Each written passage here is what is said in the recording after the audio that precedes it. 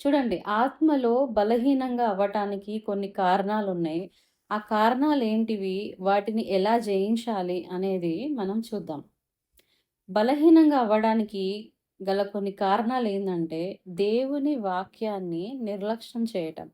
మొదటిది, దేవుని వాక్యాన్ని నిర్లక్ష్యం చేయటం. అంటే ఏంటిది? నిర్లక్ష్యం చేయటం అంటే, మనం దేవుని వాక్యాన్ని చదవకపోవటం, దేవుని వాక్యాన్ని ధ్యానించకుండా ఉండటం. కొన్నిసార్లు ఏముందిలే చదువుతలే బైబిల్ అని అనుకుంటాం. ఈరోజు బిజీ బిజీ డే అయిపోయిందిలే అని వదిలేస్తా ఉంటాం. ఒక్కొక్కసారి చదువుతాం, ఒక్కొక్కసారి చదవము. కొన్నిసార్లు చదువుతాం కానీ దాన్ని ధ్యానించము. అసలు దేవుడు వాక్యానుసారంగా నాకేం చెప్పాలనుకుంటున్నాడో, నాకేం బోధించాలనుకుంటున్నాడో, అందులో ఉన్న సత్యం ఏంటిది, ఆ గూఢమైన అర్థం ఏంటిది అనేది మనము ధ్యానించకుండా ఉంటామనమాట. సో, ఇలాంటియన్నీ చేయకుండా మనము బలహీనంగా అయిపోతూ ఉంటాం కొన్నిసార్లు. మరి దీన్ని జయించాలంటే మనం ఏం చేయాలి?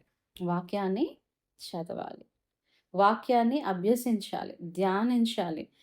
అలా చేయడం ద్వారా మనం బలంగా మారుతాము.